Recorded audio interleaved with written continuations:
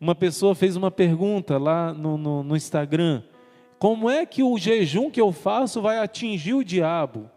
Não é que o jejum que você faz vai atingir o diabo, é que o jejum que você faz vai tornar o diabo, ele não vai conseguir te atingir, você vai ficar preparado, treinado para ele. E meu irmão, minha irmã, eu sei que existem outros aspectos, às vezes você tem doenças, às vezes você precisa de um profissional, mas eu quero te dizer, se Deus não for a sua saciedade, você não vai conseguir vencer o pecado da gula. Eu sei que muitas pessoas já estão doentes em extremo. Não é errado você procurar um nutricionista, procurar um psicólogo, procurar até mesmo, às vezes, um psiquiatra, porque precisa tomar remédios para controlar, às vezes, a depressão que está fazendo você buscar, descobrir a raiz do seu problema, curar o seu emocional. Mas de tudo isso, o mais importante é Deus estar em primeiro lugar.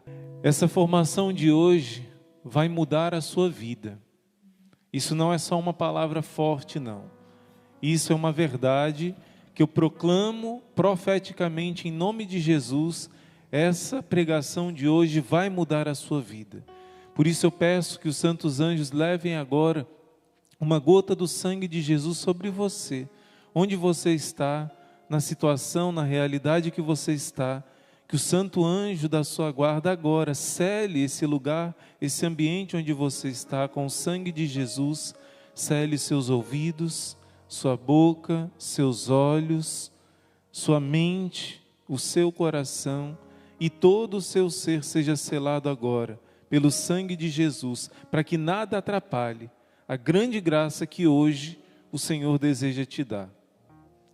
Porque se ao longo desses dias nós temos visto essas grandes doenças espirituais, que são os pecados capitais, para se salvar precisamos viver os mandamentos. E qual é a raiz do pecado que nos afasta dos mandamentos? São esses 7 pecados cabeça, 7 pecados chefes, esses 7 demônios que prendem, que acorrentam as nossas vidas. E se todos que nós vimos até agora são muito importantes, esse de hoje, de certo modo, é algo que você derrubando ele, você derruba praticamente todos. Hoje, essa palavra de Deus quer trazer libertação para a sua vida. Você não será mais escravo do inimigo, escrava do inimigo, em nome de Jesus. Jesus já venceu por você. Foi muito caro o preço que Ele pagou. Vamos ser gratos, vamos confiar, vamos tomar posse do preço da nossa redenção. Hoje nós queremos falar da importância de vencer a gula, e vencendo a gula nós conseguimos vencer em praticamente tudo na nossa vida.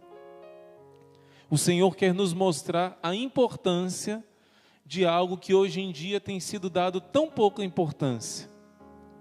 Muitas vezes os cristãos se preocupam de deixar de fumar, de deixar de beber, de deixar de usar drogas, de deixar coisas erradas, do pecado, mas com a gula muitas vezes se transforma numa brincadeira.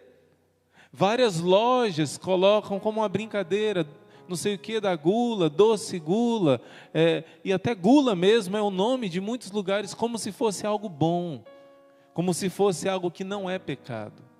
E esse é um dos 7 pecados cabeça, pecados capitais, que geram muitos outros vícios, e desse pecado vem muitos outros. Aliás, a gente pode ver, como diz Santo Agostinho, que a gula mata mais do que a espada. A gente vai ver alguns gráficos que vão provar que a gula mata mais do que a espada. O comer muito mata mais pessoas do que o comer pouco, do que de fome. Muitas vezes ficamos assustados, quantas pessoas têm passado fome, mas o comer muito tem matado muito mais do que o comer pouco. Muitas pessoas não sabem disso. E hoje o Senhor quer nos mostrar que nós devemos nos alimentar para viver e não viver para nos alimentar. Comer para viver e não viver para comer. E às vezes você pensa que isso é somente das pessoas que são mais gordinhas, né? E muitas vezes a gente está enganado. Muitas vezes nós temos o pecado da gula, sim, e não percebemos. Porque existem várias manifestações do pecado da gula. E hoje o Senhor quer nos ajudar a vencer esse mal. Desde pequeno que eu ouço uma palavra: o peixe morre pela boca. E nós também morremos pela boca. Não sei se você sabe, mas toda a desgraça da humanidade começou lá em Gênesis capítulo 3. Claro que a causa foi o orgulho. Eva quis se tornar igual a Deus. A causa do orgulho, objetivamente, foi a desobediência. Ela quis não obedecer à ordem de Deus. Mas o gesto concreto foi comer do fruto que era proibido comer. E aí a gente vai ver ao longo da Sagrada Escritura que os grandes castigos que aconteceram com a humanidade tiveram um princípio na gula. Olha que interessante. Esse primeiro grande castigo a gente vai ver em Gênesis capítulo 3. Isso representa que quem não dominar o uso dos alimentos não vai dominar os outros impulsos da nossa carne. Porque se alimentar é uma das coisas mais necessárias para a sobrevivência do ser humano. Se nós não tivermos o controle sobre isso, dificilmente nós vamos ter o controle sobre outros instintos que existem dentro de nós. E lá no Gênesis, Deus mandou o homem ser senhor de toda a criação, dominai sobre toda a criatura, e não ser dominado pelo instinto animal, não ser dominado pelos impulsos da carne. Então toda a desordem começou aí. Diz que Eva observou e disse que o fruto tinha aparência de ser apetitoso, para abrir a inteligência, e Eva, desobedecendo, comendo o fruto, trouxe a morte. Deus disse: no dia em que desse fruto comerdes, vós morrereis. Primeiro a morte da alma, veio a tristeza, veio todo tipo de doença e enfermidade, e por fim a morte do corpo também. Nós vamos ver na Sagrada Escritura o segundo grande castigo da humanidade. Nós vamos ver que Deus tenta, mesmo depois do pecado, Deus forma um povo que é mais fiel, enquanto que os descendentes de Caim são mais odientos, são mais revoltosos, se desenvolvem nas técnicas. A gente vai ver lá os descendentes de Caim, um se especializou em fazer o ferro, o outro se especializou em fazer isso e fazer aquilo. Mas os filhos de Deus, os descendentes de Sete, vão ser mais fiéis a Deus, vão ser adoradores de Deus. Mas a Bíblia vai dizer que se misturaram aqueles que seguiam a Deus e aqueles que amavam as coisas do mundo, as coisas terrenas.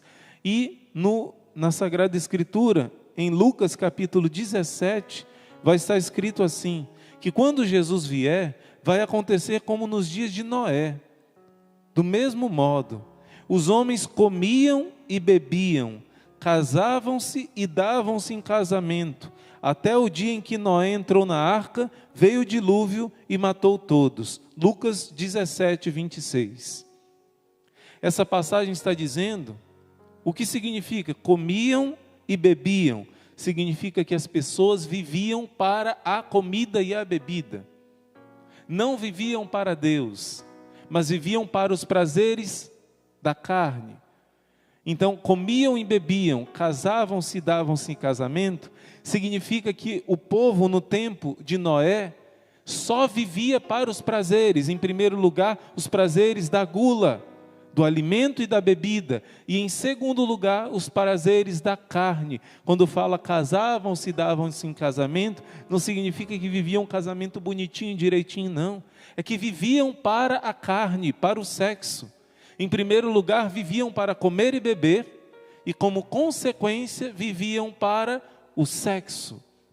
O mundo virou uma bagunça, virou uma grande orgia. E vai dizer a Sagrada Escritura, os filhos de Deus viram que as filhas dos homens eram belas, e se uniram a elas. Hoje em dia você vai encontrar na internet muitas coisas aí heréticas, falando que os filhos de Deus eram os anjos que se uniram às mulheres. Não, isso não é doutrina da igreja, isso não é ensinamento da igreja. O ensinamento da igreja é que os filhos de Deus eram chamados descendentes de Sete. Você lê lá no livro do Gênesis, aqueles que eram fiéis a Deus. E os filhos dos homens eram os descendentes de Caim, aqueles que se afastaram de Deus, que foram para longe de Deus. Porém, esse povo que era fiel começou a se misturar com aqueles, como hoje. Como hoje os homens de Deus muitas vezes se misturam numa vida errada com pessoas mundanas, numa vida mundana, em atitudes mundanas, e acha que não tem problema. Mas dessa união acabou que virou uma grande orgia o mundo de então. E aconteceu o dilúvio. Graças a Deus, São Pedro vai dizer que quando Jesus morreu na cruz, ele desceu à mansão dos mortos, e muitos daqueles que tinham sido rebeldes no tempo do dilúvio, na hora da morte clamaram a Deus e se converteram, se arrependeram. Por isso, até o dilúvio foi uma misericórdia de Deus, como última tentativa de salvar os homens. Deus não queria que fosse assim, mas se não fosse essa correção, eles iriam se perder para sempre. E meus irmãos, você vai ver o terceiro castigo. O primeiro no Gênesis, Adão e Eva, comendo fruto. O segundo no tempo de Noé, comiam e bebiam e por isso se entregaram ao sexo desregrado. Outra passagem também que você vai ver é quando eles fazem, não é esse o terceiro castigo, mas eu me lembrei agora, quando fazem o bezerro de ouro lá na montanha de Deus, no Horebe. O povo de Deus faz o bezerro de ouro, comeram e beberam e depois começaram a divertir-se. Esse divertir-se significa orgia. Sempre o pecado da gula leva para o pecado da carne, da luxúria, do sexo desenfreado. Vão dizer os santos que quando se cai no pecado da gula, se cai no pecado da carne. E esse é o terceiro castigo. Adão e Eva, Noé, no tempo de Noé, e agora Sodoma e Gomorra. Se você vê, poucas pessoas sabem disso. Anota na sua Bíblia, Ezequiel, capítulo 16, está escrito qual foi a culpa de Sodoma e Gomorra. Porque se você ler o livro do Gênesis, se eu não me engano, capítulo 18, vai falar que Sodoma e Gomorra, o grande pecado que eles cometeram, e o anjo de Deus foi lá ver o que estava acontecendo, para ver se era assim mesmo. E quando eles foram, junto com os anjos foram lá em Sodoma e Gomorra, e quando chegaram, os homens se apaixonaram pelos anjos, pensando que eram homens bonitos. E os homens queriam ter relação com eles, pensando que eram outros homens. E se juntou toda a cidade para poder abusar desses homens. E às vezes a gente só pensa no pecado de Sodoma e Gomorra, esse pecado contra a natureza, esse pecado de homens que quiseram abusar de outros homens, que normalmente é chamado pecado de sodomia. Mas esse foi o extremo do pecado. Como é que eles chegaram a esse terrível pecado, a esse extremo, a esse descontrole sexual, para merecer o castigo de cair enxofre do céu? Leia Ezequiel 16. Se possível, leia o capítulo inteiro. É um capítulo que você vai até se assustar. Nossa, isso existe na Bíblia. Porque vai falar do erotismo como um pecado de corrupção. Vai falar que o povo de Deus se tornou como uma prostituta, e vai falar detalhes dessa sujeira que entrou no povo de Deus. E Deus vai comparar o povo de Israel com o povo de Sodoma, dizendo que se tornou pior que Sodoma e Gomorra. Mas aqui no versículo 49, anota isso, gente. Isso vai marcar a sua vida. Olha, essa formação é muito importante. Anota essa passagem, Ezequiel 16, 49, vai dizer assim: qual foi o crime de Sodoma? O crime de Sodoma era este: opulência. Opulência é ostentação de riqueza, não é? Segundo, glutoneria, gula. Eles comiam demais. Eles adoravam a comida. Como diz São Paulo em Filipenses, o Deus deles era o estômago. São Paulo fala isso na sua carta. Tem pessoas que escolheram adorar o seu Deus é a comida. O seu refúgio é a comida. Eu estou triste, eu vou comer. Eu estou em depressão, eu vou comer. Eu estou ansioso, eu vou comer. Preocupado, eu vou comer. E a delícia da comida se torna o meu refúgio, o meu abrigo, o meu amparo, o meu consolo, o meu descanso se torna o prazer da comida, que eu nunca mais quero sair daquele momento. E a comida assume o lugar que deveria estar Deus. Deus deveria ser o seu refúgio. A oração, se colocar de joelhos, clamar, suplicar, pedir o seu papai do céu, o Espírito Santo seria o seu consolo. Mas quando a gente coloca na comida o nosso consolo, o que acontece?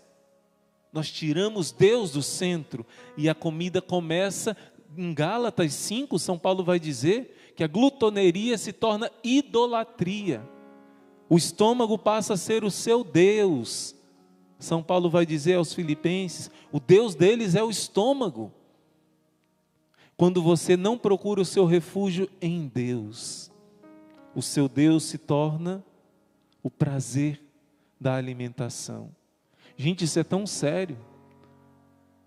Abra um parêntese aqui antes de continuar falando do crime de Sodoma e Gomorra. Há muitos anos atrás, o meu pai juntou o dinheiro para comprar um carro. Eu fui pesquisar quanto é que está custando um carro mais barato, um carro popular hoje, e eu vi 63 mil reais. Vamos dizer que meu pai tinha juntado 63 mil reais. Era no tempo do cruzado, não era nem real ainda. Mas era o dinheiro equivalente à compra de um carro simples. Não sei quanto era o dinheiro. Pois bem, nesse tempo meu pai fazia faculdade de nutrição, e lá na faculdade meu pai esqueceu a pasta dele com os documentos dele e o dinheiro. E começa a procurar e desconfia que uma pessoa possa ter pegado outra pessoa, e procura, sumiu o dinheiro. Até que um tempo depois, um amigo do meu pai fica sabendo que ele tinha perdido o dinheiro, e ele ouviu falar de um grupo de jovens que encontrou um dinheiro bem alto e gastaram todo esse dinheiro. Resumindo a história, meu pai descobriu quem pegou esse dinheiro, mas quando ele chegou já era tarde demais. Se eu não me engano, era em torno de 3 pessoas, dividiram o dinheiro entre si e torraram o dinheiro todo, retribuíram quase nada para o meu pai, não é? Tinha ali um endereço, tinha ali como mandar de volta o dinheiro, mas não, quiseram aproveitar. E isso é roubo, quando você encontra algo que tem a identificação de quem seja. Porém, meu pai não quis arrumar confusão, teve esse grande prejuízo. Mas aonde que eu quero chegar com isso? Uma dessas 3 pessoas, uma jovem, gastou todo o dinheiro com comida. Imagina, 60 e tantos mil reais, dividido por 3, 20 mil reais, vamos dizer, só com comida, em poucos dias, gente, em poucos dias. A gula nos torna insensíveis à dor do outro, insensíveis, escravos. Como eu fico imaginando gastar 20 mil reais em comida, como é uma escravidão, uma dominação. E isso que aconteceu com o povo de Sodoma e Gomorra. Eles não começaram caindo no pecado da carne, não. Eles caíram no pecado da carne, foi uma consequência da idolatria do prazer que começou pela comida. Vai dizer que eles começaram a ostentar riqueza, começaram a ser gulosos, glutoneria, e ociosos, caíram na indolência, começaram a relaxar, querer arrumar, como aquela história do rico, que vai dizer: agora eu tenho muito, eu vou derrubar os celeiros, construir outros e dizer à minha alma: agora, meu caro, tu podes descansar. E Deus diz: louco, hoje à noite será pedido contas da sua vida, da sua alma, e aí, para quem ficará tudo que juntaste? Então, eles quiseram juntar dinheiro para viver folgadamente. Muita gente, muitos que se dizem cristãos, têm o sonho da sua vida juntar um tantão de dinheiro para viver folgado assim. Enquanto Jesus diz que a vida nessa terra é uma batalha. Enquanto Jesus diz que se você não tomar a cruz, se você não renunciar, se você não for como um grão de trigo que morre para viver na vida eterna, se você não gastar sua vida nessa terra para os outros, para o reino de Deus, se você quiser se banquetear aqui na terra, você vai perder o banquete eterno. Escolhe. Não é pecado a refeição, não, e a gente vai chegar lá. É um dom de Deus para ser vivenciado da maneira certa. Mas quem escolhe o banquete da terra, vai perder o banquete do céu. E aqui em Sodoma, eles escolheram viver as riquezas e curtir a riqueza, curtir a vida. É o que a gente ouve por aí. Tenho dinheiro, agora vou curtir a vida. Isso que o povo de Sodoma decidiu. E além disso, vai dizer que eles viviam assim com as suas filhas, sem tomar pela mão o miserável e o indigente. Gente, isso aqui é muito parecido com a parábola que Jesus conta em Lucas, capítulo 16, daquele outro rico. Não é o rico que juntou os celeiros, não. Aquele rico que tinha aos pés dele o pobre Lázaro. Diz a Bíblia, em Lucas 16, que esse rico todos os dias fazia festas e banquetes. Todos os dias. Ele queria curtir a vida. E sabe o que curtir a vida e colocar a sua satisfação nos prazeres dessa vida, da carne, banquetear-se, comiam e bebiam, casavam-se e davam-se casamento. Sabe o que isso faz com a gente? Nós ficamos insensíveis, indiferentes à dor, ao sofrimento do nosso próximo. Tanto que existia um mendigo ali, pedindo esmola, nem isso ele dava. E o mendigo pegava o resto que caía da mesa do rico. E você já sabe o resto da história. Quando os dois morreram, Lázaro foi para o seio de Abraão, porque o céu ainda não estava aberto. Só depois da redenção de Cristo que o céu foi aberto. Então os justos estavam esperando no seio de Abraão. E o pobre foi para lá, o Lázaro. Mas o rico, Deus nem diz o nome, Jesus nem diz o nome dele, porque não merece. O rico foi para o inferno. E pedia que pelo menos uma gotinha, que Lázaro tivesse compaixão dele, uma gotinha de água para refrescar. E Jesus vai dizer que Abraão fala, não existe um abismo e não é possível quem está aqui ir para aí e quem está aí vir para cá. O coração desse homem rico, o pecado não foi ele ser rico. O pecado foi colocar na riqueza o seu Deus, colocar nos prazeres que a riqueza trazia o seu Deus, no banquete, no sexo, nas festas, e isso torna o coração insensível. Onde é que está escrito isso? No Evangelho. Mateus, capítulo 21. Essa daqui merece eu abrir aqui na Sagrada Escritura. Lucas, capítulo 21, versículo 34. Jesus fala, velai sobre vós mesmos, para que os vossos corações não se tornem insensíveis. Outras traduções dizem pesados, com o excesso do comer, com o excesso do beber e com as preocupações da vida. Vigiai em todo o tempo e orai, a fim de escapar de todos esses males que vão acontecer e vos apresentar de pé diante do Filho do Homem. Jesus está falando isso para nós. Jesus está dizendo, não somente no fim do mundo, não. Jesus está falando no seu fim, como esse rico. Toma cuidado para o seu coração não se tornar pesado, insensível pelo excesso do comer. Muitas pessoas estão doentes no corpo e na alma e não sabem que é por causa do excesso do comer. Gente, isso é muito sério. Muita gente não consegue rezar por causa do pecado da gula, porque o pecado da gula te torna insensível a Deus, a oração. Você não consegue rezar bem. Quando você não tem o autocontrole, você não consegue rezar bem. O pai da medicina, chamado Hipócrates, ele morreu bem idoso para a época dele. E ele robusto, com a saúde boa, e perguntaram, por que você tem uma saúde tão boa? E ele vai dizer, deixa eu ver se eu acho aqui a frase dele.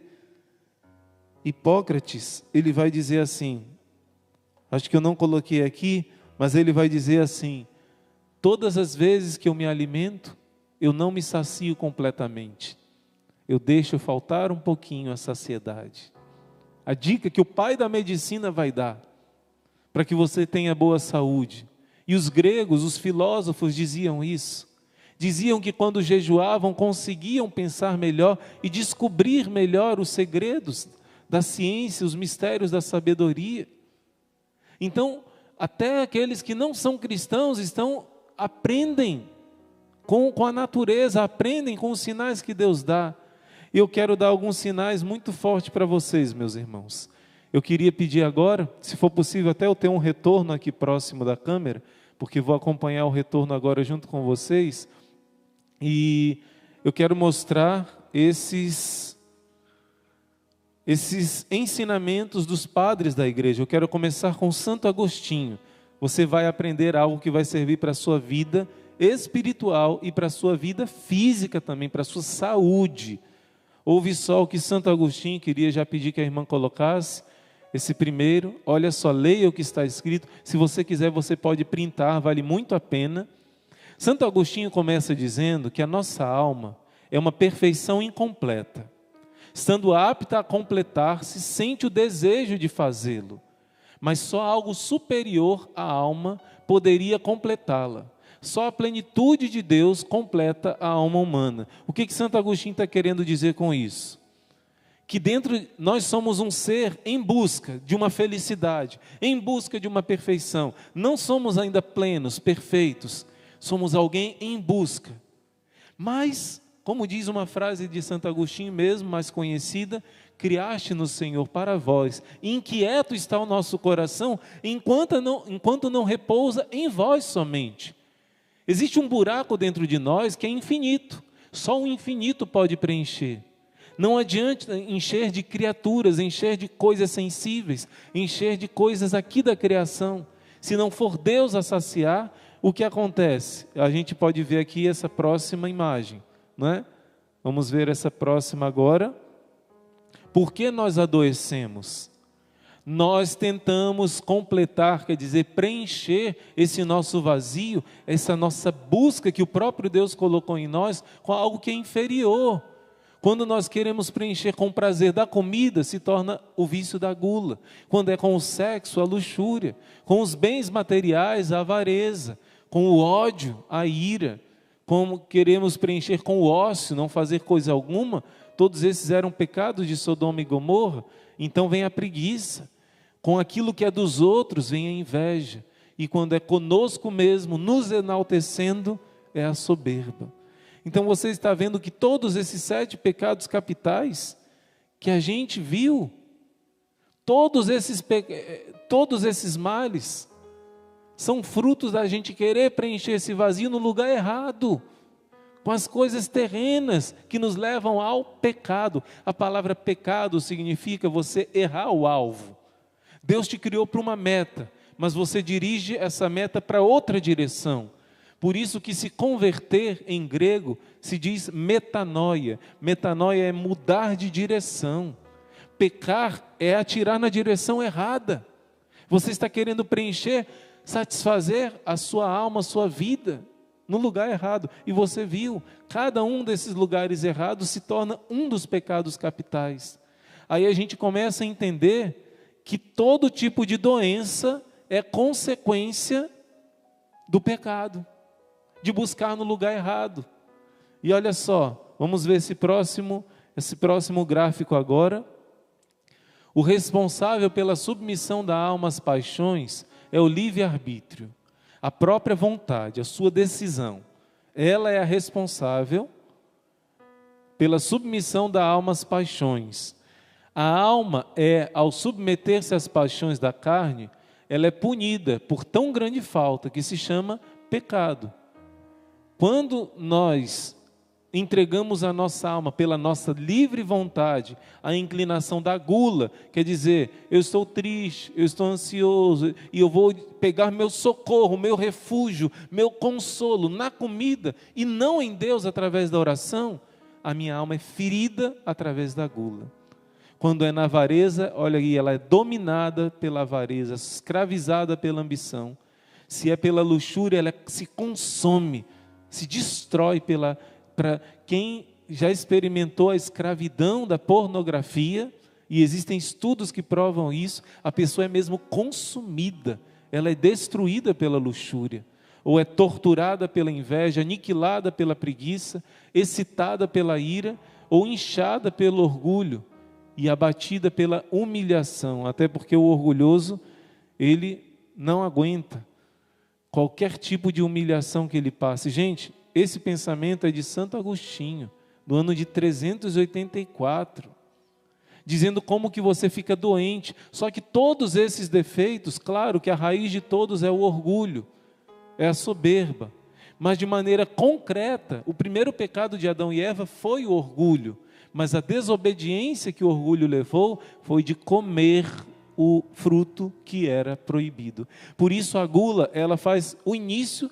de todas as doenças espirituais de maneira concreta. Vamos ver aqui o próximo gráfico.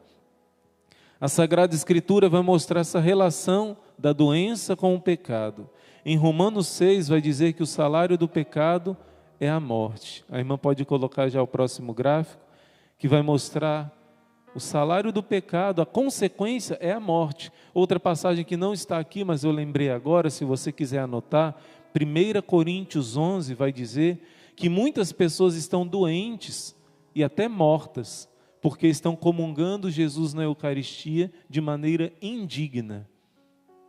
Diz, essa é a causa que muitos entre vós estão doentes, por causa do pecado. Aqui em Romanos 6, por causa do pecado é que vem a morte. Em Tiago 1, 14 e 15 vai dizer que cada um de nós somos tentados pela própria concupiscência. O que é isso, irmão?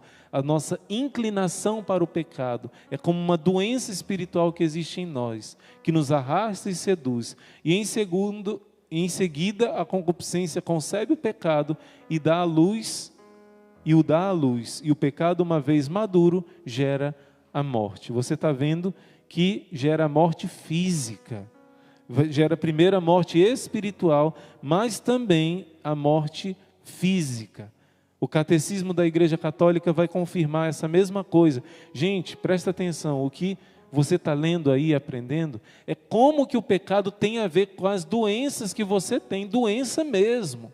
Olha só, 1505, na cruz, Cristo tomou sobre si todo o peso do mal e tirou o pecado do mundo, do qual a doença não é mais que uma consequência. A consequência do pecado é a doença e a morte. O Catecismo da Igreja está dizendo que Cristo já redimiu do pecado e da consequência dele. Então, a doença é uma consequência do pecado. E agora, 1264, vai dizer que mesmo sendo batizados, em nós continuam essas consequências temporais do pecado, como os sofrimentos, a doença e a morte.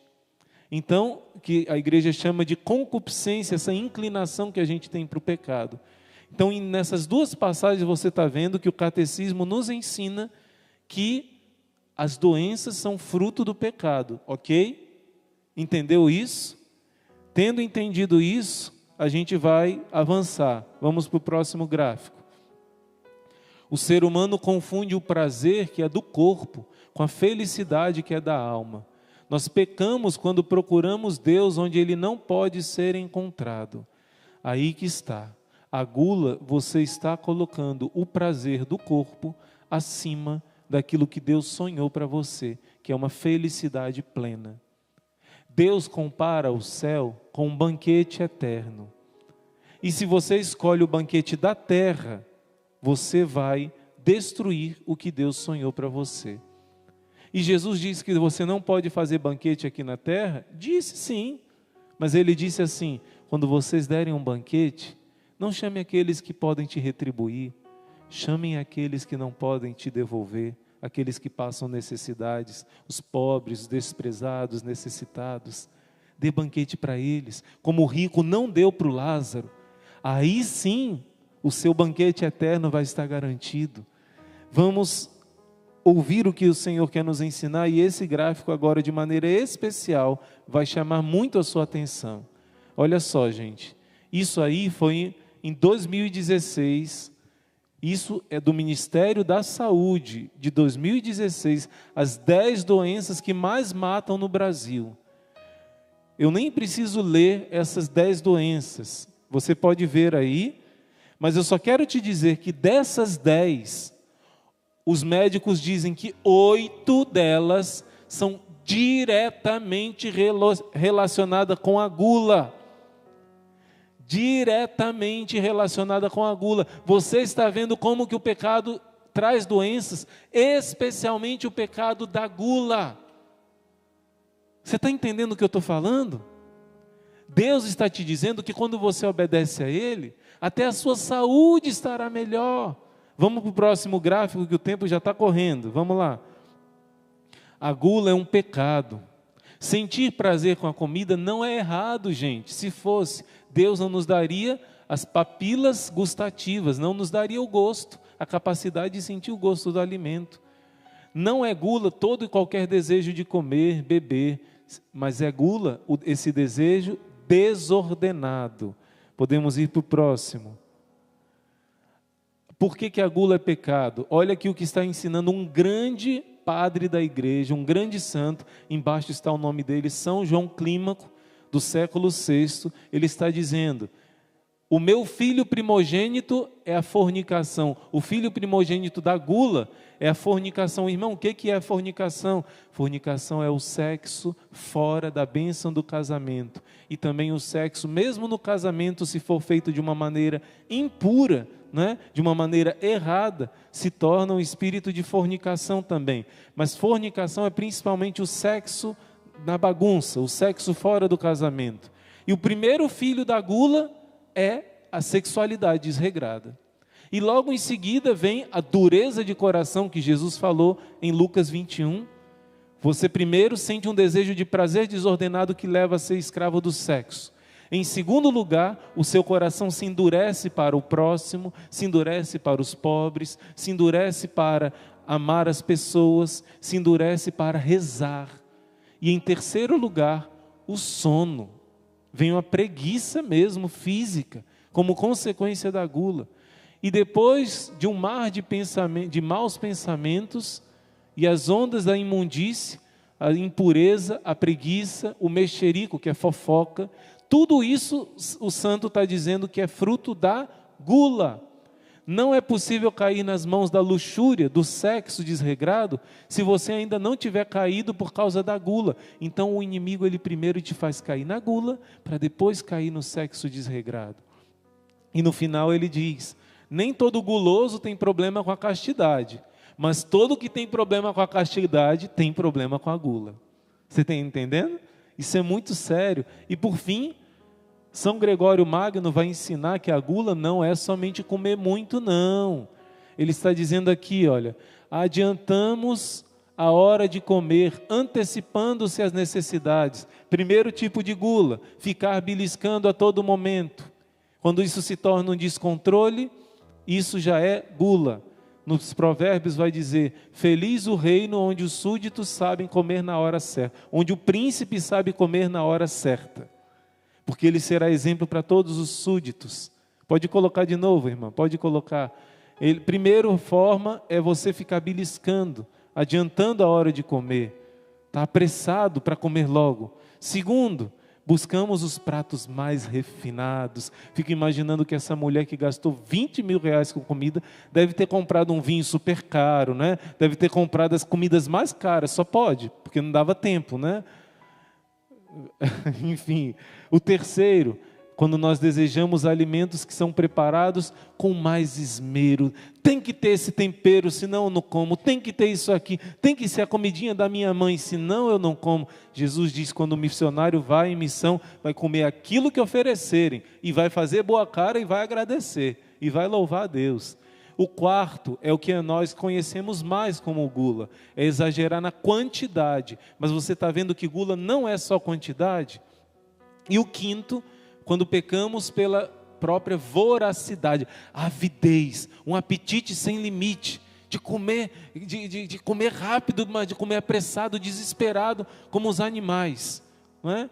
E isso vai mostrar Antes, Santo Tomás de Aquino, anos depois, vai dar uns nomes mais resumidos, né? Para essa explicação de São Gregório Magno. O primeiro, apressadamente. Segundo, refinadamente.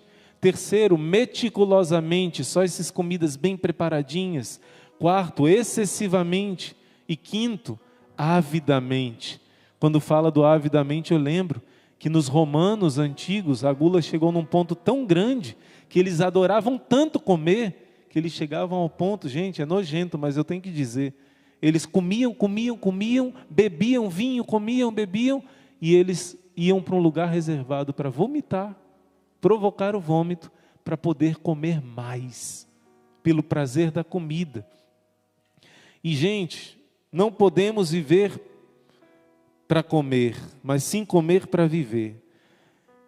E a solução, tem outras passagens bíblicas, não deu tempo da gente passar tudo, mas Nossa Senhora disse em Medjugorje que nós rezássemos e jejuássemos.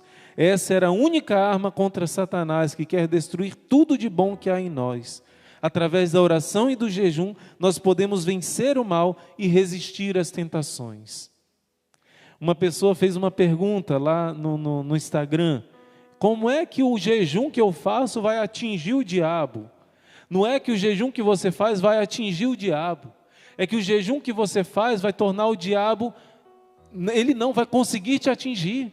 Você vai ficar preparado, treinado para ele.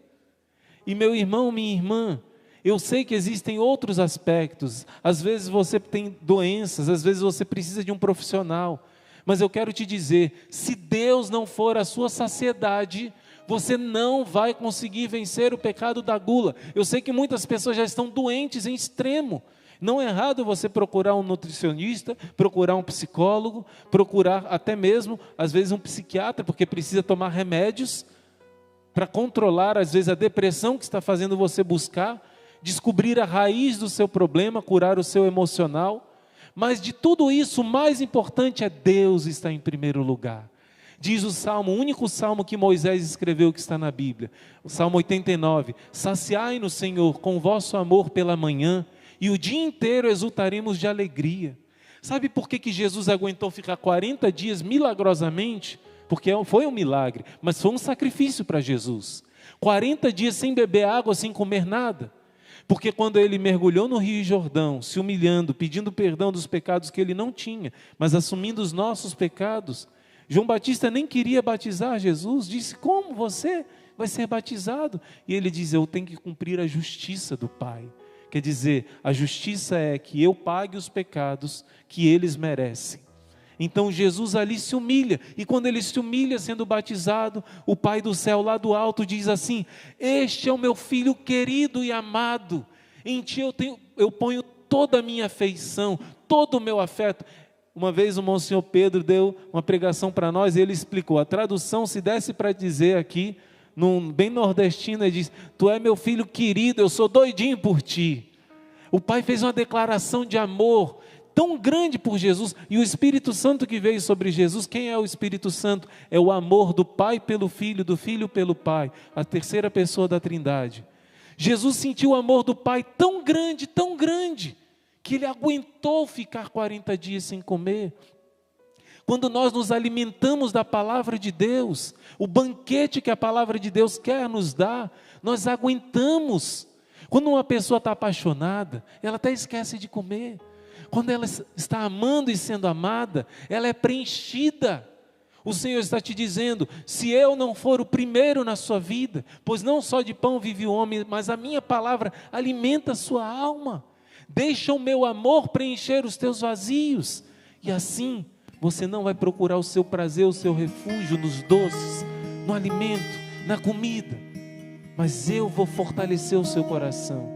Os primeiros dias para fazer o jejum vão ser difíceis. Os primeiros dias para deixar o açúcar, para deixar os doces para quem precisa, é difícil.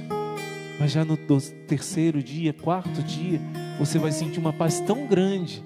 Você vai se sentir livre e vai poder dizer: os que estão em Cristo Jesus, nenhuma corrente de Satanás os domina. É para a liberdade que Cristo nos libertou. E hoje o Senhor te diz que através da sua decisão de enfrentar esse demônio da gula, de começar a praticar o jejum, o Senhor está prometendo a você: tu serás tão mais livre, tu serás leve, tu experimentarás a paz, a liberdade dos filhos de Deus. Eu quero te dar, filho, eu quero te dar, filha. Se tu abres o coração e coloca o céu em primeiro lugar e deixa eu ser o rei da tua vida, tu verás a minha glória.